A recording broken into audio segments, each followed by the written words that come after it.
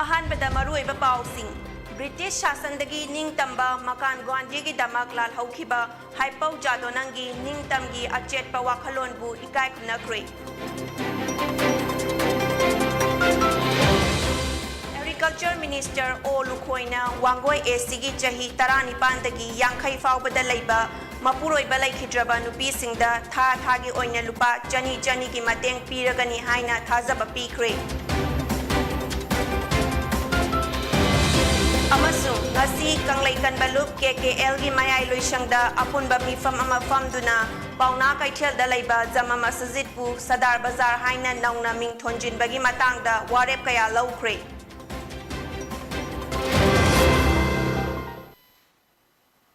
khurumjari Pony TV gi numidangi Manipuri pau miyeng tabihi besingbu taram nokjari ai Latpam Jennifer Sharma hojik pau sandokna pizari British शासनदगी निंगतंबा मकान ग्वांडीगी दमक लालहौखिबा हाइपौ जादोनंगी निंगतमगी अचेतपा वाखलोनबु इकाय खुमनबा उतुना ngasi Zeliangrong मियाम लुचिंगबा असिगी मरफु 10 सुबा लैखिदबगी पालन थौरम महाकी पोकनफम नोने district की मनुंग चनबा कांबीरोंदा पांगथोखरे कक्चिंग डिस्ट्रिक्ट की डिप्यूटी कमिश्नर डी गांगमैना थौरमदुदा चीफ गेस्ट ओइना सरुक याखी थौरम वांगांगलादुना डीसी गांगमैना Futara mga suba India gi ningtam palan thauram numita Prime Minister Narendra Modi amasung Manipur gi Chief Minister N Birena jadonang gi mapo kumon amasung laikidabagi palan thauram asi state asigi district khuding makta pangthokna balak thokhi mahakna Professor Maizinung Kamsun amasung Professor Gangmumai Kamaina Jaliangrong Miyang gi damak pathabak singki Thauram aduda Jaliangrong Union Assam Manipur Nagaland gi President Azang Longmai su saruk yakhi ngasigi thauram aduda na ki oiba jagoi amasung isai kaya sakhi Kaching District ki DC di Gangmaina Nungba headquarter da pangthokpa Zadonang Final Football Trophy su miyeng takhi Jaliangrong Union Assam Manipur Nagaland gi executive member sing amasung Tampaki miyam nasu Jadonangi mafamda ikai khumnaba utki Imphal da laiba Jadonang Park ta dharma gi oiba thauram su pangthokhi Haipau Jadonangi marfu 10 suba Martyrs Day ngasi Jadonang Memorial College JMC Longmai 3 none da pangthokre Thauram aduda saruk yakibasingna minute ani tumina leptuna luchingba Haipau Jadonang bu ningsingduna amadi ikai khumnakhi Haipau Jadonang gi photo da laishu katki Thauram adugi chief guest oikhiba Zino Kamai chairman governing body Jadonang Memorial Educational Society JMES na Jadonang gi samlakpa punsiwari likhi Jadonang Memorial College asi government na recognize tawkraba college ni adubu college asigi infrastructure building amadi atai awat pa kaya lairi maram aduna government na awat pa sing asi men khatnaba hotnabiu haiki thauram aduda Dr. Gaisinung Kamai Vice President JMC college ki staff sing amadi khulgilu chingba sing su saruk yakhi thauram adu COVID-19 gi SOP ngak na chathaki infrastructure building की दमक तसु जाम दरकार ले अदुगा लाकदौ Riba education लोग दबा अंगांग सिंह की दमक तसु यामना दरकार ले बा मोगोई बियाम से हुजिक की गवर्नमेंट सिना करी वारसु emphasis नोने डिस्ट्रिक्ट की दमक ता पीबीरगा जादोनों मेमोरियल कॉलेज की दमक ता पीबीरगा गवर्नमेंट ना अंगंबा मियाम से मतंग पीबीओ है ngasi meeting ngasi Jadonang observe day sida akhoi miyam punna warap lokhi Wangoi ACG MLA su oiba agriculture veterinary and animal husbandry amasung tourism minister o lukhoina AC asigi chahi 19 dagi yankhai faubada laiba mapuroiba laikhidraba nupi singda thagi oina lupa chani gi mateng piragani haina thazaba pikre lukhoina ngasi AC asigi yumthong singda cheng kg yankhai lemna pibagi thauramda mathaki wafam asi phongdokhibani Government asina laira nanglaba miyam gi damak akhanaba miyeng changduna Manipur miyam gi yaifanaba thabak thoram paikhatli haina minister na makhata na fongdokhi. Government asina miyam gi punsi mahing fagat hanaba tongan ba scheme sing amasung project kaya su paikhatli haiki. Khongchat aduda minister na hauzik semgat liba tongan ba infrastructure sing su yengsin ki. Ngasi kanglaikan balup KKL gi mayay loisangda apun ba mifam ama famduna pauna kaichel dalaiba zama masajid pu Sadar Bazar haina nauna ming thonjin bagi matangda yaningda ba fongdok tuna warep kaya laukre. Warep sing adudi government na ngasi recognize tawre haiba asi pauna bazar ni Sadar Bazar haiba natte. Thawong asi government bu ushit thawoi dabani. Bazar haiba wahay asi aikhoy gi londa kaithel haibani maram aduna kaithel amagi manungda kaithel amagi ming thonjin ba haibasi chayet na ba thokhalli masi public da season na biganu masjidta bazar haiba wahay hapchiliba asi bazar oribara laishang oribara bazar haiba wahay asi hapning labadi zama masjid asi bazar oina on ba yaradra Thawai na kontha pi kraba athauba pauna bu ningsing hauna ba government na approve taw kraba pauna bazar bu Sadar Bazar haizin duna maikhum khumjin bire maram asina pauna bazar asi pauna bazar oina lehansi atopa maming thonjin biganu aikhoi di yel haumini ipa ipuna thambiramba ima leibaki damaki achum bagi damak chap chana khongfam lengdana lepkhigani hainasu mifam aduna warep lauki kunga tarukta Pauna Bazar laiba akhoi masjid ama masjid aduda akhona KKL gi tim amana Facebook da viral orapa Sadar Bazar haina kamaina tholamino haiba adugumlo viral orapa post adugi matangda amadi leibak miyam dagi akhoi da KKL gi makeida hariba pot asi angtang di achumba thiropiu haida adugumlo akhoi gi wakat khara lakpadagi akhoi tim ama chacharu bani da yamna leibak thiba thodok amana ngarang asi akhoi gi Amukok haiba organization amagi koigi president la secretary ra Jalal haiba nupa amana kanglepa kan balu basi within 48 hours ki manungda communal insight to bugi damakta moi sengdokadu bani haiba wafam ama tholakpasi aduki matik akoi laibak thibani haina lojai maramdi koi kanglepa kan balu na hajibu da changchil laiba step sida kari gumba soiba ama Janmashtami na lakpada Works Minister Thongam Biswarjit na ngasi Manipur gi miyam da yaifa pauzal pirakli. Kumhay asi malem asida laiba amamba amasung pukchel fataba singbu malem dagi muthat panum ini haina Biswarjit na mahaki pauzel da hairi.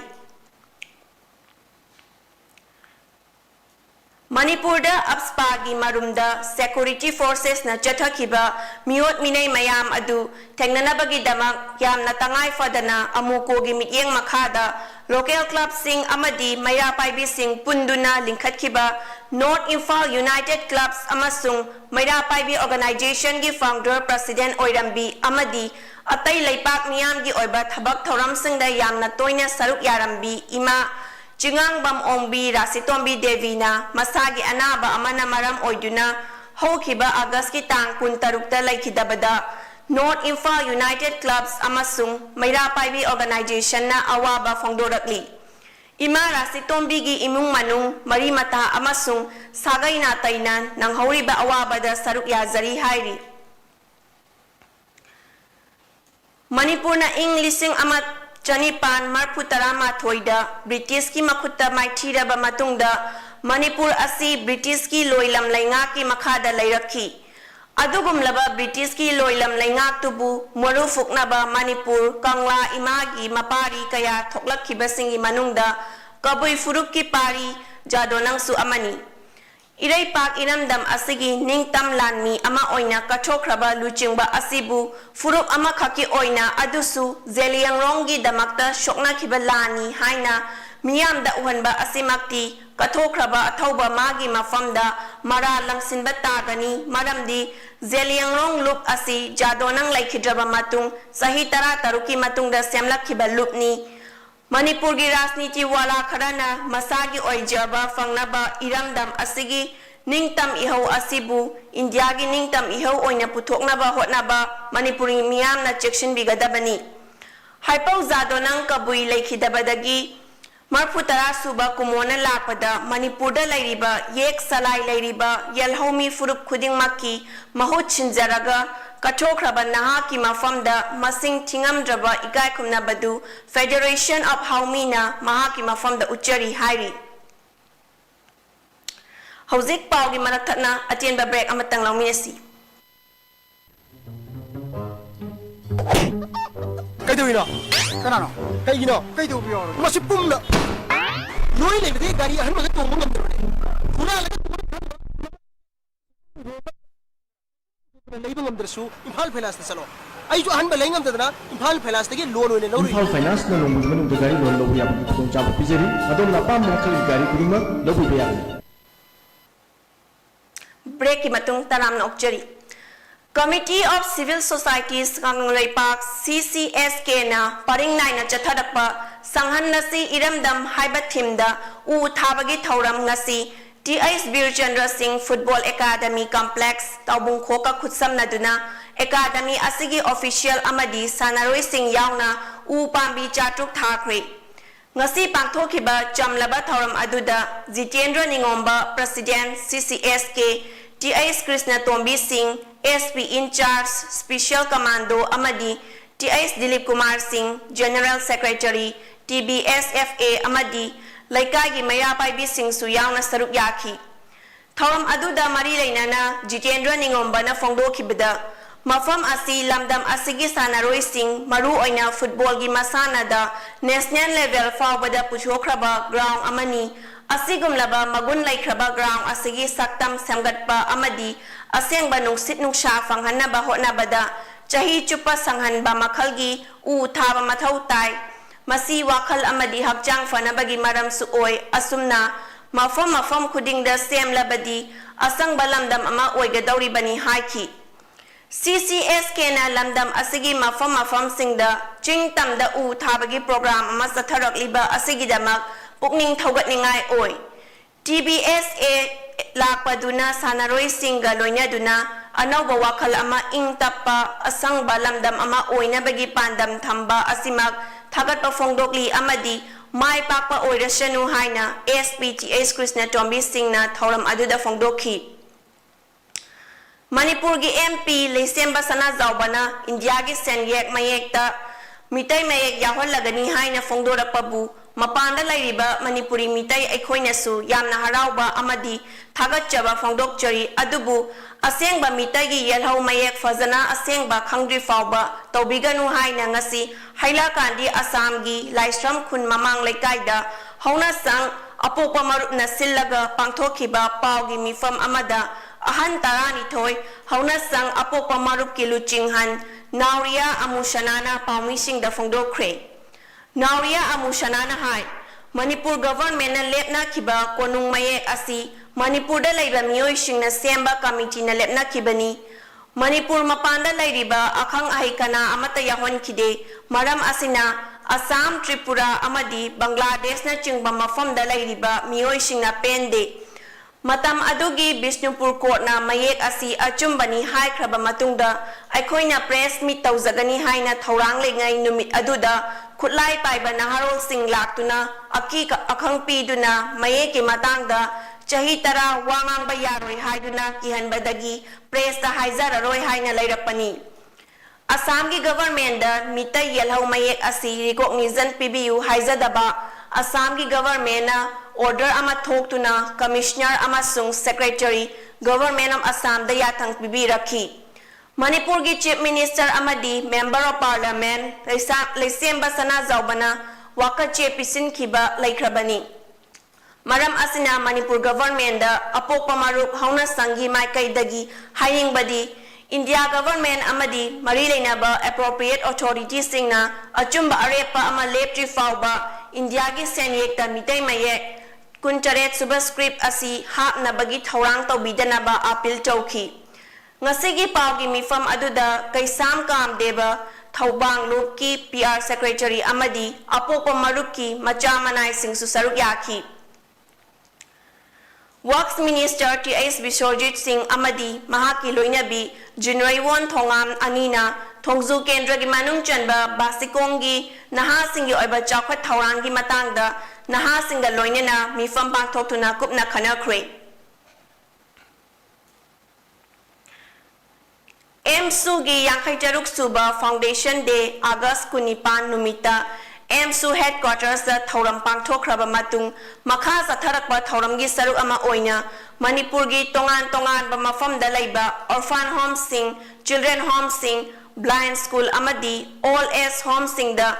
MSU na ngamjaba potlam sing mateng pangkhre ngasigi oina takyel da laiba blind school amadi mongsangai da laiba all age home da potlam sing yen thoki makata na su leptana mateng pangki gani haina MSU gi president Hobby Zam Salamba Metaina Fongdorakli. Hariba Potlam Singh Asiyen Topada, MSU gi advisor, Vice President, Secretary General Amasung, External Affairs Secretary Susaruk Yaki. matamda ikut wali batai sana matamda kenga jai asin hoji TV gi oina malin gi oina talaba pandemic asida maram oida kanda laiba ikoi gi ma icha chinau sing gi marakta la ele stam ni hiru sing de so ki mati kudung sa daba ya mayuk na basna maram oida kanda ikoi gi the welfare association of the for the blind haiba asina hauki ba jun gi tam taraga marida koi pali bali ngata me maram bisala kanda laiba koi hol se keno de laiba o ma se laiba sing koi gi New bagi amana sab anana himbiya bagi ekoi person with section type of the right of person with disability act 2016 gi makada lai diba kuna mak sab anana himbina gido ne haiba wakalun aduda ekoi na hida kaphopi na basingba adu loina na ekoi gi one time financial tv na ba ekoi gi policy manga pali pandemic sina marang wa kana tv na sakada hai gi ba aduga hoji lai gi online class tawri basing sina marang wa kana ekoi gi Kuigi lady but Sinao Sing Haitare, the good line or Sinao Sing, Hiroshing a Sigi, or Kuigi Sananaba, Sing Haukiba Englishing Anita Mapandagi, COVID ki awa ana mayong na duna lagiba, patsoy kendragi lomi singi awa bada, saruk yaja bagaloyana, kendragi lomi da teng labasu teng na, ahongba mamalda, urea har, yum da tinduna, har gi awat palaheloy, haina ngasi, Patsoy Kendragi 19/10 Takyel Khongbal Maning Laikai 19/11 Takyel Khongbal Mayai Laikai gi apun bayum thong lising ama hen bada lem na chan thakna ba cheng hawai loinya na lomi singdana ahong ba ataba mamalda urea har gen thopaga mari lainana Patsoy Kendragi ex MLA sapam ke bana high crane ex MLA sapam ke bana covid ki awa ana mayok na duna lagiba Patsoy Kendragi yumthong kayada tangkak naina angamba mateng pangduna lakpagi manung channa ngasi su COVID ki SOP chatna kangnon sing ngak na Patsoy Kendragi Takyel Khongbal Maning Laikai amasung Takyel Khongbal Mayai Laikai dalaiba club amadi maida paibi singi kuthangda lem na cheng hawai tilhau aluna chingbasing tengbang kuchinaki Ngasi social worker su oiriba advocate A Surendra Kumar Singh na mayam gi yengduna All Jiribam Hindu Jagoran Association amasung Nikhil Vishnupriya Manipuri Youth Association ga kutsam naraga Boro Bekra Barak Circle Jiribam da gateway ama sangakwe Matam amada iraibak iramdam asibu yekna bagi makutagi kannaba amadi ngak sena ba hona bada achoba thaudang laukiba thang tagi mahibu manghandana yokhatuna thamba loinyana mahairoi kayada sintak piramba thang tagi sintak purel saikhom nodia mangangna august 13 laikhidabada itno heritage culture herikona awaba fongdopaga loinyana imung manunggi awaba su saruk yari haina cherol amana hairi National Legal Services Authority NLSA gi mityeng makhada District Legal Services Authority DLSA Thaubalna Manipur State Legal Services Authority MLSA ga kutsam na duna ngasi online gi kuthangda legal awareness program ama pangthokre ADR mechanism how to maximize referral of cases both pending and pre-litigation and role of PLBs and panel lawyers haiba hiramda pangthokiba legal awareness program asida District Legal Services Authority Thaubagi Chairperson Benny Yengkhomna Resource Person Oiki. Resource Person Oiki Benny Yengkhomna ADR mechanism haibasi karino masigi kanabasing asna karino haibagi matangda saruk yakibasingda sandokna khanghanki. Sida si ngasi digi tha amma makhai gi mamangda ko ngonda TV raga khoina khunjiri yunthong thong challaga khoina yenthokpai thorom ma do pangthokpa loi matungda sida ki result asi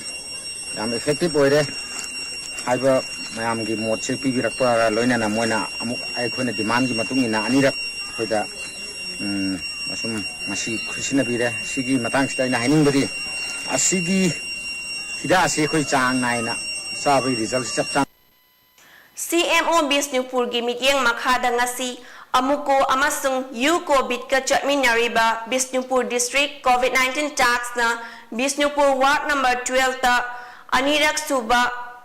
Ayush Department na pirakpa hidak lang thaksing lamlang hupi COVID-19 tax force ki kuthang da miyam da fanghanaba Ward asigi ex-councillor Hiyang Hoinu Chothe da khuchinakre.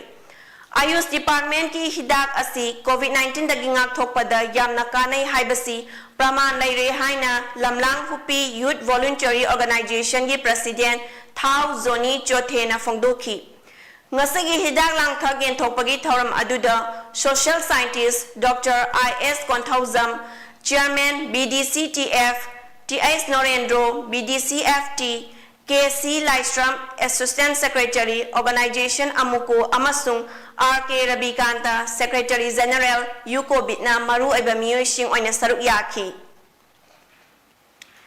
Educational and Development Club EDC Nambol Makhalekagi Yangkai Taruk Suba Foundation Day Numit Kamari Lainana Laikhidraba Club Asigi Thaupu Biramba Singi Mafamda Haikat Laikat Tambaga Loinana Minute Ama 2 minute Leptuna Awaba Fongdo Creek Loinana Laikai Asidagi Pukrambam Tolhan Singhabu Club Asina Pukning Thawatpa Amadi Ikai Kumnaba Utkre Hauzik Aroibada Maroiba Pau Sing Amukhana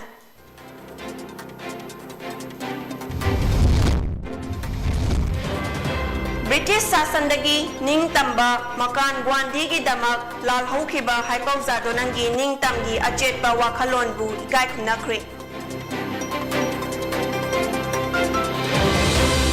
Agriculture Minister O Lukoina Wangoi ACG Chahi Tarani Pandagi Yankai Fawbada Laiba Mapuroi Balai Kidraba Nupi Singda Tha Thagi Oina Lupa Chani Chani gi Mateng Piragani Haina Thazaba Pikri Amasung ngasi Kanglaikan Baluk KKL gi Mayai Loisangda Apun Bamifam Ama Famduna Pauna Kaichel Dalaiba Zama Masazitpu Sadar Bazar Haina Nauna Ming Thonjin Bagi Matangda Warep Kaya Laukri Aroibada COVID-19 dagi ngakthok chena bagi jamak matam pumbada face mask sinabiba khutsa toina sengna hambiba amadi fit mi amaga gi marakta fit taruki social distancing thambiba hariba achamba thawong ahum asi ngangna chatpina basu miyamda amuka hananing singjari ngasigi oinadi Pony TV gi numidang gi Manipuri pau matang asda loisinjare mayambo amuka hana khurumjari